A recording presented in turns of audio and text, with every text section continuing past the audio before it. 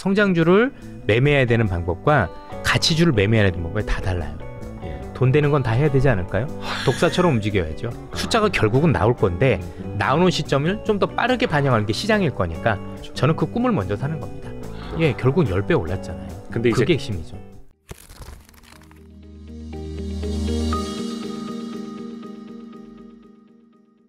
여기에서 저도 이제 실전 투자자로서 드는 고민 상담을 좀 해주십시오. 이게 뭐냐면 굉장히 빠릅니다. 기술보다 사실 돈은 더 빠르고 네. 테마도 훅 불었다가 훅 꺼지기도 하고 얼마 전만 하더라도 그 뭐 VR 관련주도 난리 났지 않습니까? 근데 또 뭐 애플이 뭐 출시 늦춘다 그러면 또 훅 꺼지기도 하고 또 저기 그 CES 끝났다 그러니까 또 이제 관심 꺼지고 JP모건 헬스케어 끝났다 그러니까 뭐 바이오 관심 꺼지고 이런 흐름들을 개인 투자자분들은 굉장히 혼란스러워 하실 거예요. 당연하죠. 사실 제가 보기엔 그렇습니다. 제일 중요한 건 그런 기술력이 나왔었을 때 일단은 그 기술이 현실화된 기술이 있고 컨셉만 있는 기술이 있어요. 그렇죠? 그러면 그러니까 제일 중요한 건 제일 먼저 고민이 되는 건 그 기술이 그래도 어느 정도 공개가 된 상황에서 제일 고민이 될 거 딱 하나예요. 저것 때문에 세상의 모든 사람들이 저걸 다 바꿀까? 예를 들어서 이게 우리 휴대폰이라는 게 있는데 옛날에 삐삐라는 게 있었잖아요. 근데 휴대폰 나오니까 다 바꾸잖아요. 그렇죠. 그런 것처럼 이런 휴대폰이 나오는데 사람들이 다 바꿀까 앞으로? 그 고민을 먼저 하면 그건 먼저 사셔도 돼요. 숫자가 안 나온다 치더라도. 그게 핵심이에요. 그러니까 이런 기술이 나와서 일부 바꿀 거야 라고 하는 건 대단히 위험한 발상이고요. 근데 그 기술이 나오는데 저 기술이면 세상에 있는 모든 사람들이 저건 결국 다 향유할 수밖에 없어. 그게 그려지는 그림의 핵심 기업이라면 제가 볼 때 미리 사시는 게 맞아요. 숫자가 안 나올 때 사시는 게 맞아요. 숫자가 나올 때 파는 게 맞습니다. 그것도 이제 뭐 정말 숫자가 그러니까 재무 상태가 안 좋은 그런 잡주가 아니라 당연하죠. 그게 이제 실적으로는 기술력. 그 예를 들면 지금도 말씀 주셨지만 AR, VR이라면 애플이잖아요. 뭐 해도 다 그렇죠. 애플이죠. 그러면 애플이 실적이 안 나오는 기업이나 그렇지는 않은 거죠. 그렇죠. 다만 AR, VR이란 기업에 대해서 기술이 나온다라는 얘기만 있었는데 아직 안 나온 거죠, 제대로. 그러니까 지금도 이 기계가 있지만 누가 보더라도 사람들이 다 바꿀 만한 기계는 아닌 거지 않습니까? 제가 말씀드리고 싶은 요지는 딱 그거예요. 어쨌든 애플이 나온다라고 하면 사람들이 애플에 대한 기대를 거는 건 뭐냐면 애플은 항상 나왔었을 때 그 상용화가 됐었다는 그 경험을 가지고 점수를 좋게 주는 거거든요. 그러니까 애플은 100% 완벽하게 준비가 됐을 때 런칭을 하더라고요. 그래서 애플이 나왔었을 때 제일 먼저 확인해 보세요. 그 기계가 혹시 있으면 사보시기도 하고 아니면 써보기도 하고 또는 그게 우리가 어려우면 간접적으로 유튜브나 이런 데서 그걸 하신 분들 있잖아요. 거기서 반응을 보셔야 돼요. 와, 이건 정말 다릅니다. 기존에 있던 메타가 있던 오큘러스하고 너무 다를 정도로 이건 진짜입니다라고 그걸 하셔야 돼요. 그때부터는. 그럼 그때는 두 가지를 할 수 있죠. 첫 번째는 잘 아시다시피 먼저 기계를 사는 거죠. 그 기계가 많이 보급이 될 거니까 그 기계와 관련된 하드웨어부터 먼저 매매를 하시고 두 번째는 그 하드웨어가 많이 보급이 되면 보급된 하드웨어에 최적화된 소프트 기업들이 있을 거 아니에요. 그 다음엔 그걸 하시면 됩니다. 그렇죠. 과거에 우리가 아이폰을 통해서 봤듯이. 그렇습니다. 충분히 많은 기업들이 나옵니다. 아니 이런 휴대폰이 나오니까 배달의 앱도 나온 거잖아요. 그렇죠. 그런 것들처럼 앞으로 많은 것들이 나와요. 근데 항상 기계가 먼저예요. 하드웨어가 나오고 그 하드웨어 최적화된 소프트웨어들이 나오는 거니까 앞으로 그게 현실화되는지 보시면 됩니다. 사실 근데 그 비슷한 아이디어로 많은 분들이 이제 테슬라를 좋아하시고 뛰어들었던 건데 어떻게 보면 테슬라 고점도 한 4분의 1 토막 나고 막 이러다 근데 많이 올랐었잖아요. 올랐었죠. 결국은 10배 올랐잖아요. 근데 이제 그게 핵심이죠. 근데 앞에서 살짝 힌트를 주셨지만 현실화 가능성이 있다면 숫자가 나오지 않을 때 사야 된다. 않을 때 쭉 올라서 지금 숫자 나오니까 빠지잖아요. 그거죠. 제가 그거 여쭤보려고 그랬어요. 항상 그게 성장주의 단점이에요. 그렇죠. 그래서 매매가 어렵고요. 그래서 성장주 매매는 성장주를 움직이는 기본적인 메커니즘이 있어야 돼요. 그러니까 이제 같이 투자하시는 분들은 쉽지 않겠죠.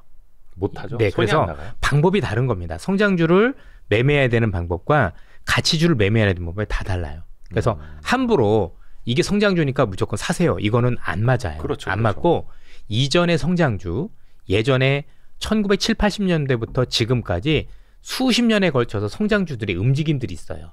그런 것들에 대해서 한번 고민도 해보고 매매가 어떻게 됐었고 주가 움직임이 어땠었고 실제 실적하고 어떠한 연관성이 있었는지 공부를 한번 해보시고 전 해도 늦지 않다라고 생각을 해요. 그때 해도 전 충분히 늦지 않을 겁니다.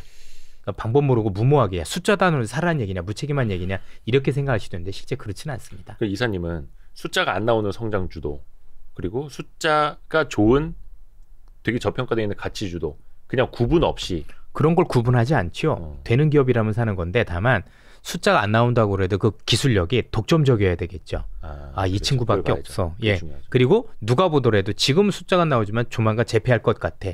결국 그 숫자가 약간의 시간의 문제지 결국 나올 거라고 생각하는. 그러니까 숫자가 아예 없을 거라고 생각하는 기업은 손 안 대고요. 숫자가 결국은 나올 건데 나오는 시점을 좀 더 빠르게 반영하는 게 시장일 거니까 그렇죠. 저는 그 꿈을 먼저 사는 겁니다. 그러니까 이게 가치 투자자들이 많이 이제 함정에 빠지는 게 네.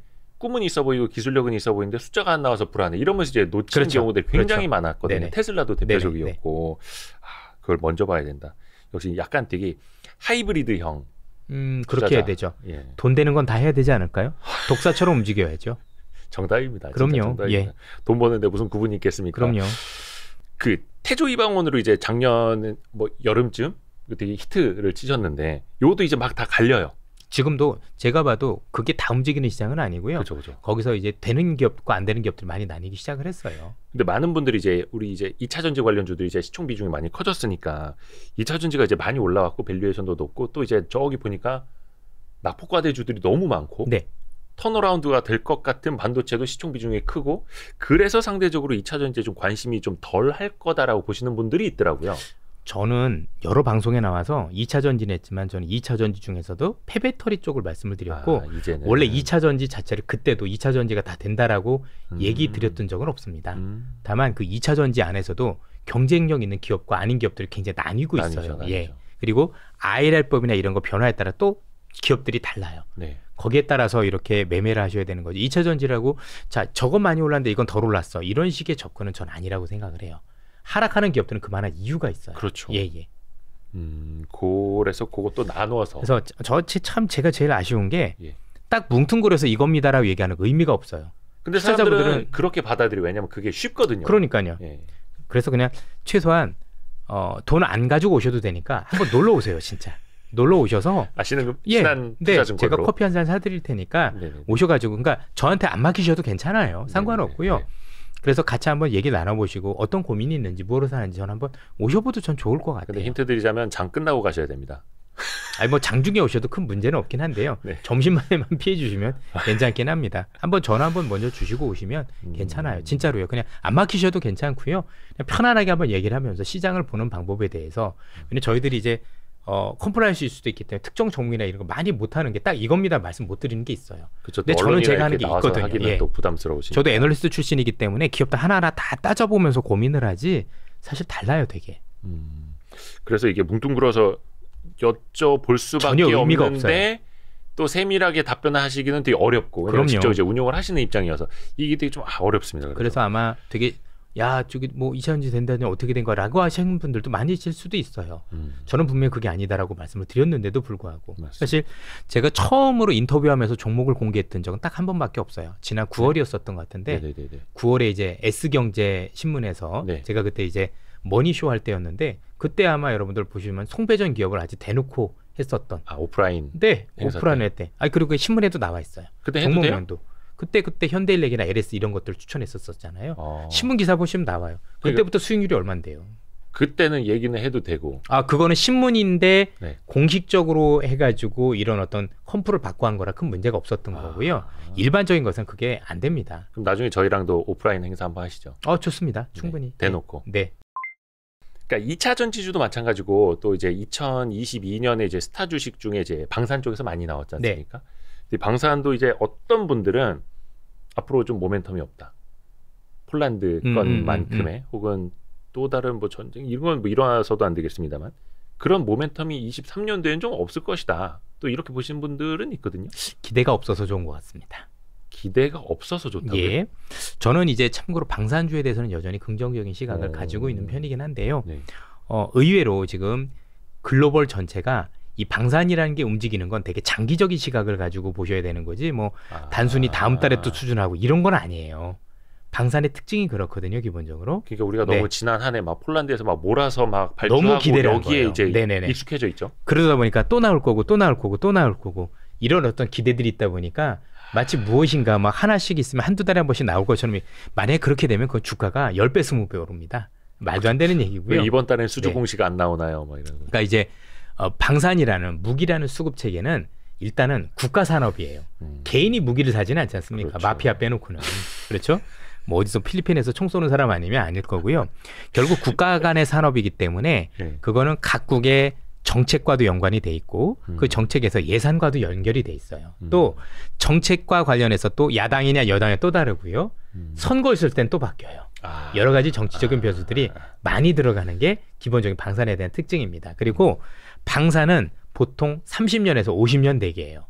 우리 이제 같이 군대를 갔다 오셨겠지만 저도 같이 이제 가지는 않았습니다. 한 20년 이상 그렇죠. 차이가 날 겁니다. 예. 군복무 할 때만 하더라도 무기가 대부분 저희들이 저기 이제 보유하고 있던 무기가 저보다 나이가 많았던 것 같아요. 맞아요. 그렇죠. 약간 좀 이게 도대체 뭐 60 트럭부터 네네네. 다, 예, 형님을 모시고 있었던 그리고 이제 박격포 같은 경우도 6.25 때 쓰던 그런 형님을 모시고 형님이 이게, 아니라 이게 이제 나가나 싶은데 그렇죠. 예. 잘 나가죠. 근데 또 정확도는 떨어지지만 그랬던 것처럼 무기는 한 번 사면 수십 년을 써야 되기 때문에 장기 비전을 가지고 천천히 하는 겁니다. 그럼 앞으로 제가 보기에는 시간을 두고 왜냐하면 지금 글로벌적으로 러시아가 끝난다고 해서 끝나는 게 아니고요. 글로벌적으로 전쟁에 대한 공포는 이미 현실화됐습니다. 왜냐하면 일단 중국이 있잖아요. 어쨌든 간에. 사실 러시아보다 중국이 더 커요. 미중 간의 갈등이 여기서 끝날 거라고 생각을 하세요? 훨씬 더 많은 갈등이 있겠죠. 북한은 또 가만히 있을 거라고 생각을 하십니까? 북한 때문에 일본 또 열심히 무장하고 있지 않습니까? 네. 이러는 것처럼 이런 어떤 갈등 구조가 앞으로는 커지는 세계. 왜냐하면 그동안엔 세계화였죠. 네네. 지금 탈세계화잖아요. 네. 탈세계화라는 얘기 안에는 어떤 의미도 되냐면 국가 간의 갈등이 커질 수 있다는 얘기도 되는 겁니다. 그러면 이런 갈등 구조 속에서 그동안 각 국가가 본 건 뭐냐면 지난 한 30년간 무기에 대한 투자를 안 했겠죠. 근데 새로운 무기에 대한 투자를 하게 되면 좀 더 첨단화되고 디지털화되고 그렇지 않습니까? 좀 네, 오래 네. 쓸 수 있는 무기를 보겠죠. 네. 그러면서 주판을 튕기면서 절대 시간을 두고 수주가 될 가능성이 있다고 보셔야 돼요. 하나씩 하나씩 방산은 단기적으로 보는 시각으로 보면 큰일 나요. 최소한 내가 방산 기업은 2, 3년은 들고 간다라는 생각을 가지고 가셔야 됩니다. 그러지 않으면 단기적으로는 계속 실망하지 않을까요? 근데 어느 날 보면 또 올라 있고 이러지 않을까 싶어요.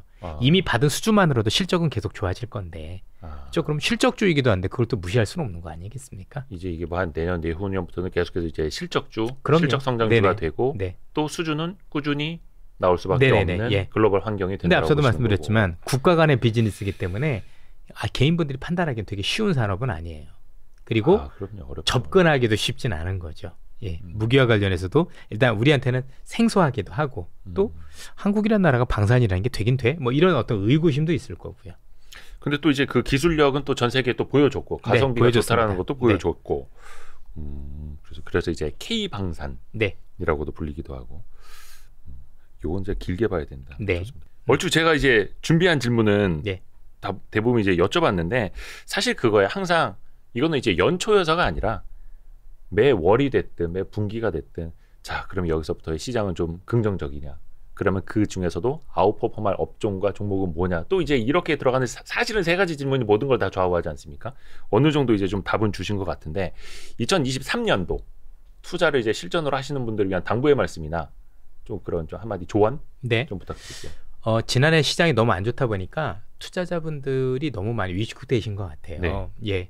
뭐 당연히 안 좋았기 때문에 위축되는 건 맞다라고 생각을 하는데 올해는 어쨌든 간에 좋다 나쁘다의 개념이 아니라 자꾸 시장을 그래도 있는 그대로 보려고 하셨으면 좋겠어요. 있는 그대로 예, 봐라. 있는 그대로 자꾸 의심을 해보셔야 돼요. 왜냐하면 일단 우리가 생각하는 것보다 다르게 움직이면 네. 시장이 맞는 거지 우리가 맞는 게 아니거든요. 그 의심을 해보고 내가 뭘 놓친 게 있나? 잘못 본 게 있나? 아니면 또 시장이 뭔가 잘못 본 거 어쨌든 간에 하나하나 따져보면서 생각을 조금 많이 바꾸실 필요가 저는 있다라고 생각을 해요. 왜냐하면 지금 너무 천편일률적으로 안 좋게 보시는 분들 너무 많아서 말씀을 드립니다. 그게 틀렸다 맞았다가 아니라 그게 또 맞을 수도 있겠죠. 그런 것들을 좀 더 확인해서 보셨으면 좋겠고요. 지금은 최소한 경기 지표도 중요한데 경기 지표에 대한 비중은 저는 30% 이하를 줄여야 된다고 생각을 해요. 지금은 투자를 할 때 판단 네, 요인 네. 중에서 저는 제 주변에서 또는 시장에 있는 구루들 중에서 예. 워렌 버핏이 정말 경제 지표 알고 투자한다라고 생각을 하세요? 그렇죠. 아니거든요. 예. 근데 개인분들이 왜 이렇게 경기 지표에 민감하게 무슨 막 경제학자처럼 그렇게 생각을 하실까요? 근데 그게- 원래는 안 그랬었는데 20 2년 시장이 원체 매크로에 그냥 그렇죠. 좌우가 돼버렸으니까. 저도 이해가 됩니다. 충분히. 네. 근데 거기서는 지금은 조금 좀 나오셨으면 좋겠어요. 그러니까 하긴 하되 분명히 중요하게 보긴 봐야 돼. 지금은 좀 업종의 움직임, 시장의 변화 이런 것에 조금 더 많은 공부를 하지 않으시면 경기 지표만 보다가 제가 볼 때 세월 다 갈 수도 있어요. 어차피 경기 지표 중에서 제일 선행 지수가 주가 지수예요. 그쵸, 주가 지수는 간다라고 얘기를 하는데 뒤늦은 경기 지표 가지고 나중에 확인하면 저가 매수가 안 될 수도 있는 겁니다. 또 반대로 전환할 때도 그렇겠죠. 그래서 주식 본연에 그래서 기업의 가치에 저는 충실할 때가 아닌가 해서 기업에 조금 더 집중을 해서 보실 때라고 저는 생각을 합니다. 시장을 있는 그대로 봐라. 네. 그리고 판단 요인 중에서 경제 지표는 30% 이하로만 보고 네. 업종 그리고 시장 변화에 더 집중하고 민감하게 예. 파악하자. 제가 뭐 틀릴 수도 있겠지만 네. 어쨌든 뭐 좀 중립으로 좀 보시고 네. 한번 객관화해서 한번 더 보셨으면 좋겠습니다. 아 맞다. 어떤 분들이 또 그런 댓글 달아주셔서 제가 또 거기다 댓글을 달았는데 뭐 저 전문가는 뭐 다 맞히려고 하고 뭐 몇 번이나 맞췄다고 뭐 언제 또 틀린 적도 있는데 그래서 제가 댓글을 달아드렸습니다. 피터 린치도 정말 훌륭한 전문가라면 10번 중에 6번을 맞히는 거다. 그렇죠? 10번 중에 8, 9번 맞히는 사람은 없다. 제가 그 말씀은 조금 네. 지금 말씀 주셨으니까 한번 꼭 드리고 싶은 게 맞습니다. 저 많이 틀립니다. 사실. 그리고 사과도 많이 드리고. 근데 지난해 미국에 있는 증권사 중에서 맞춘 거 한 군데도 없습니다. 다 똑같아요. 그럼 여러분들은 앞으로 들으실 분 한 분도 안 계세요. 그럼 지금 맞히고 있는 분은 앞으로 맞출 거라고 생각을 하세요? 아니거든요. 그쵸. 뭐냐면 시장은 항상 우리가 생각지도 못한 변수들이 많이 나옵니다. 그 변수에 따라서 유연하게 움직이는 게 되게 중요하고 요즘 보니까 많은 분들이 마치 뭔가 저희가 무슨 그 막 절개를 지켜야 되는 것처럼 한번 오른다고 해서 계속 올라야 되는 거고 왜 말을 바꾸냐 그러시는 분들도 굉장히 많으신 것 같아요. 물론 저희들이 맞춰야 되는 게 소명이라고 생각을 하지만 시장은 항상 유연하게 봐야 됩니다. 많은 분들이 있습니다. 여러분들 야구에서 강타자를 3할을 강타자라고 하죠. 그렇죠. 7번을 못 쳐도 3번을 잘 치면 강타자입니다. 그렇죠. 그게 기회인 거예요. 저희도 마찬가지입니다.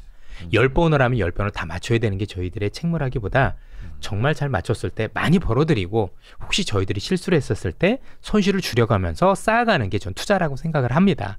저희가 부족해서 그럴 수는 있을 겁니다. 그래서 만약에 그런 꾸짖음이 있으면 저한테만 주세요. 저희 많은 후배들 분들이나 아니면 선배님들이 정말 열심히 잘해주시고 그러는데 시장의 변수가 해서 예를 들어서 제가 했는데 우크라이나 전쟁이 터질 줄 알았을까요? 근데 뷰를 바꾼다고 얘기를 하시면 그건 어떻게 해야 됩니까? 저는 점쟁이이거나 노스트라다무스가 아니면 바꿀 수 없는 거예요. 투자에 대한 관을 잘못 가지고 계신 겁니다. 그거는 정말 그래서 꼭 말씀드리고 싶었어요. 쟤는 틀렸대 맞았대 중요합니다. 물론 하지만 저 친구들은 이런 변수가 나서 이렇게 생각을 바꿨대. 그렇게 봐주시면 어떨까라는 생각을 가집니다. 그럼요. 예. 맞습니다. 그러지 않으면 앞으로 더 많은 분들이 유튜브에 못 나오실 게 될 것 같습니다. 그렇지 않을까요? 누가 그 욕 먹고 나오겠어요. 근데 이게 사실 저희는 뭐랄까 99%의 대중이 아니라 네. 진짜 한 상위 10%가 되려는 분들이 이제 또 많이 보시는 그러니까요. 예. 채널이어서요. 그래서 10번 중에 6번을 맞히기 위해서 노력을 하는 것이고 혹시나 10번 중에 3번밖에 못 맞히더라도 그 3번에 크게 벌고 틀린 7번에 적게 잃기 위해서 공부를 예. 하는 거죠. 그리고 네. 반대로 생각하셔도 되지 않을까요? 만약에 제가 하다가 틀리는데 저 친구 반대로 움직이면 그것도 이용하시는 거예요. 야, 쟤는 반대로 해도 돼. 진짜로요. 그래서 저희들의 이용 가치는 잘 맞히고 틀리는 것도 있지만 반대로 움직였을 때 그걸 역으로 하는 것도 이용 가치라고 생각을 합니다. 그렇지 않겠습니까? 맞습니다. 그리고 각각의 전문가분들은 다 소중해요. 제가 볼 때는. 네네. 그 전문가들마다 자기 필살기가 있어요. 그래서 투자자분들께서는 저 친구는 이런 필살기가 있고 이 친구 이런 필살기가 있어. 그 장점을 뽑아서 제가 볼 때는 맞습니다. 방송을 봐주시고 이용해 주시면 더 좋지 않을까라는 말씀을 드립니다. 진짜 예. 되게 유연한 생각을 갖고 네. 계시는 이제 몸은 단단하지만 생각은 유연한 우리 신한투자증권의 이선엽 이사님. 정말 감사합니다. 네, 고맙습니다. 고맙습니다. 예, 감사합니다.